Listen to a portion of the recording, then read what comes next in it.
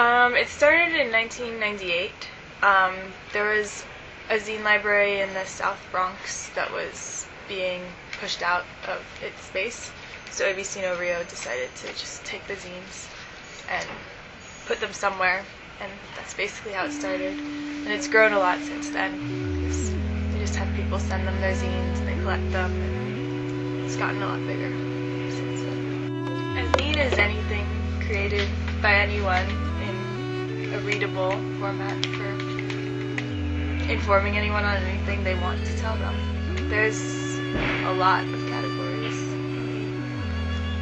Political, it could be personal, it could be art, it could be poetry, pretty much anything at all. So who puts them together? Are there publishers?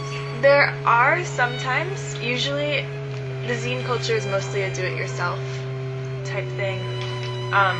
Most people come up with an idea and want to share it with people, so they just write it up, photocopy it somewhere, either sell it or give it out for free.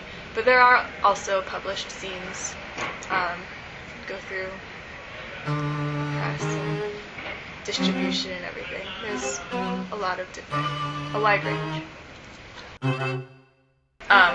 And I was also interested in the topic just because of the punk music and the scene and just the history that I already knew about, and I knew about ABC No Rio, and I knew they had a zine library, so I thought they may have what I'm interested in. I also knew there's a particular zine, The Shadow, and I actually emailed the library first to find out if they had The Shadow.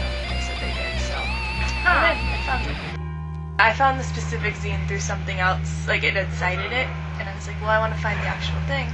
And this is the only place that I would have ever found it, because it was written in '89, and it's just a little newspaper thing that they sold for 50 cents. Like,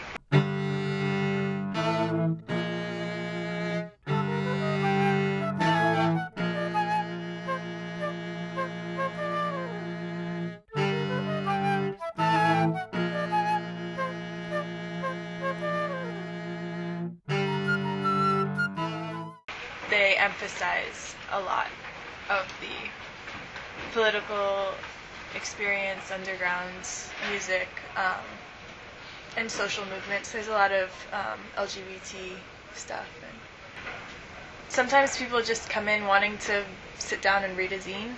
You know, they have a little bit of free time and they want to read something that they don't necessarily want to buy or can't find in the library, or something independent, something outside of your regular news source. Sometimes you have people coming in for research papers. That's the first time I came here. I was writing a paper on the Tompkins Square Park riots, and I found a lot of information here. I fell in love with the place and came back.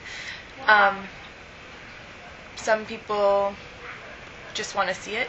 They just want to be like, oh, that's a lot of zines, and then they leave. It varies.